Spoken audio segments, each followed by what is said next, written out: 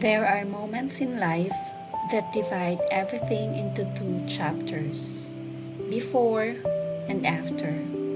In 2021, I have no idea that an ordinary doctor's visit would become the beginning of one of the biggest challenges of my life.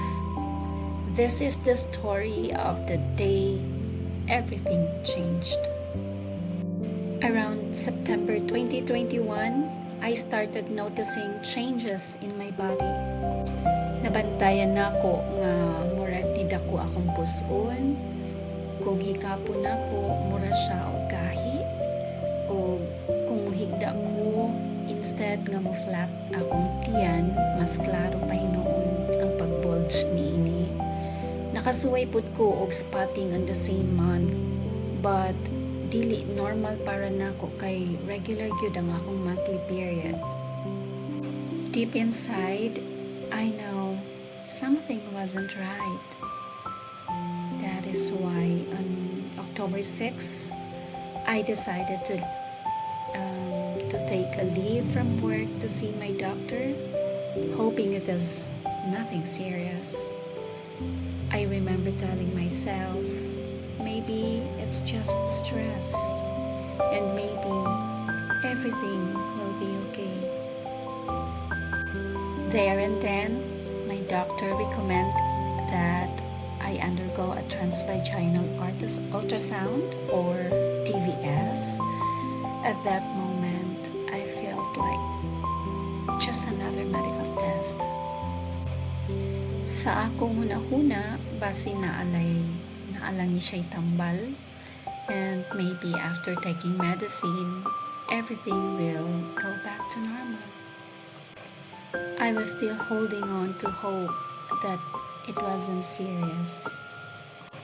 I never imagined that this simple referral would become the beginning of one of the biggest challenges of my life. When the results came back, things became more serious.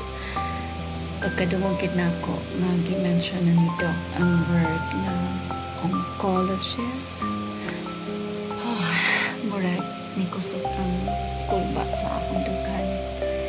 And yes, that was the first time I truly felt like I'm really afraid. I was referred to a gynecologic oncologist for further evaluation. Well, questions began filling in my mind. I was worried, afraid, and uncertain about what would happen next. More blood tests followed. Every needle, every hospital visit, every appointment slowly made me realize that this was no longer just a routine checkup. Something bigger was unfolding. To be honest, nahadlok yun ko kay lalaki ang unang oncologist nga gi-refer sa ko ang OB/GYN. So I decided to seek an opinion first from a female oncologist. She patiently explained my condition and even gave me a rosary and a prayer guide.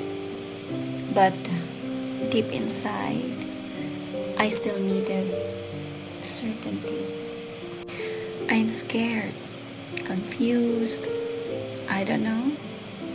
I wanted to seek a second opinion, hoping that my condition isn't that bad.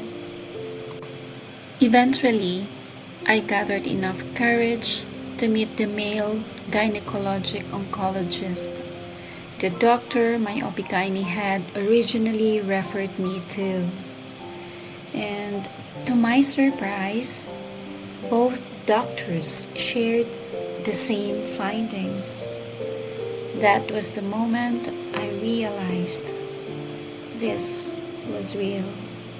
On this first visit to this male oncologist, I've spoken to one of his patients while waiting for my turn, and they all have positive feedback about him.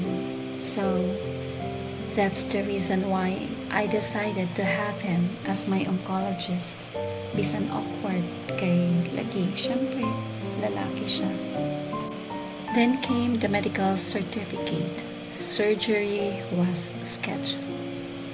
And the hospital admission papers, urgent daw, ingon ni Doc. So, sa walay pagduha-duha, admit na dayon sa hospital. Everything happened so quickly. From doctor's appointments, to laboratory tests, to hospital admissions.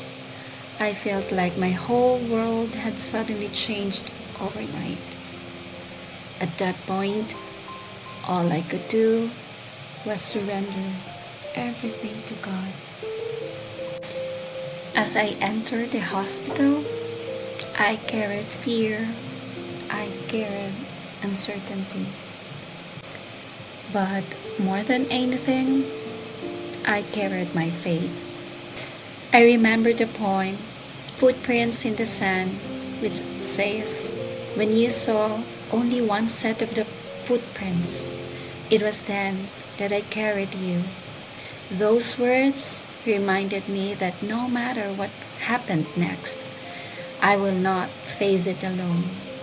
I didn't know what tomorrow would bring, but I knew that God was walking with me every step of the way, not because I am worthy of His love, but because of His great mercy. I am sharing this chapter of my life not because it was easy to relive, but because I hope it reminds someone that even in our darkest moments, there is always hope.